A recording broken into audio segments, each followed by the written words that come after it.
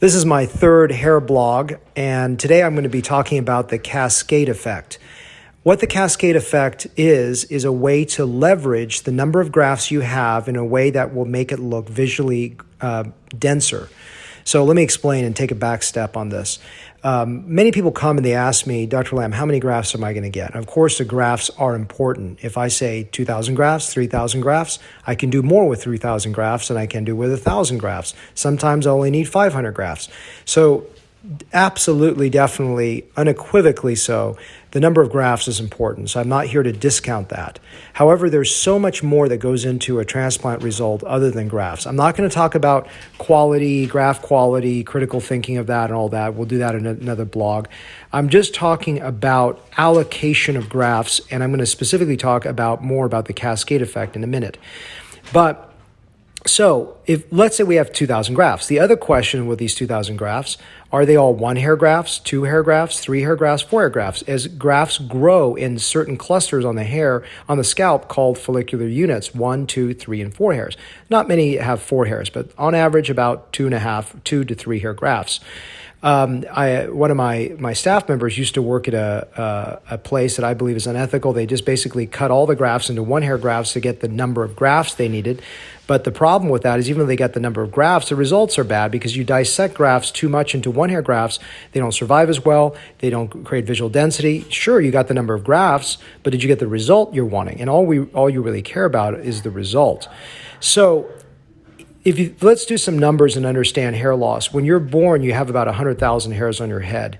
When you begin to see baldness, you have to be about half of that, about 50,000 hairs, meaning that at 55,000 hairs, you don't even detect even early baldness. So you have to have lost at least 50% of your hairs to begin to see visual hair loss.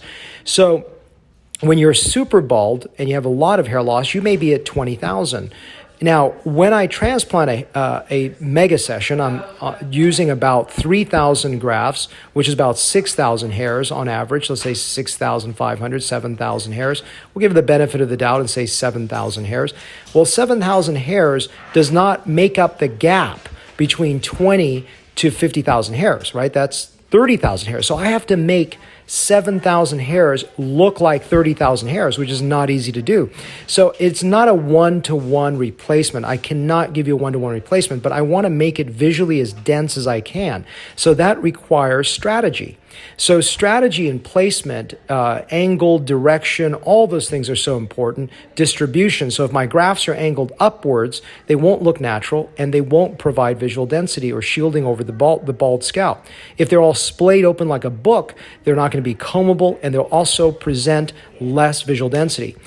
Also, if I uniformly place those grafts across the entire scalp, they also won't work as well because the central forelock, which is right in the front of the scalp near the hairline, is a critical area to achieve visual density. If you let that area be weak, no matter what I do for the back of the posterior mid-scalp, you will look bald. So hairline, mid-scalp, these are critical zones. And I'm going to do a crown blog soon talking about how I distribute the grafts that have a lot of relevance to this cascade effect. But the design of a hair transplant is so important. So how I distribute those grafts are so important. And one way I distribute grafts is the cascade effect. So what is a cascade effect? Let's talk about travel distance for of a hair. So let's say you part your hair on the left side going to the right. And I put a graft all the way at the part, okay? Not only does that hair cover the part, which is exposed and open, but that hair will travel all the way across the scalp. Now, let's take a person that has I put a graft way on the right side. That right-sided graft only travels a very short distance. It doesn't provide as much visual density. So that cascade means it cascades over to the other side. So if I know that you're going to part left to right, I'm not going to make it bad where if you part the other side, it looks off, but I want to put a little bit higher density along the left part, along the left anterior hairline, where that could be used and leveraged for greater visual density. Because as I said, everything I do is cheating. I've got to cheat nature. I've got to be able to give you the result despite the lack of the graft count. So one, I need the graft count. Of course, I need the graft count. I can't make something look like amazing with a short number of grafts. But even with the full complement of grafts, I still have to design it in a way for maximal effect.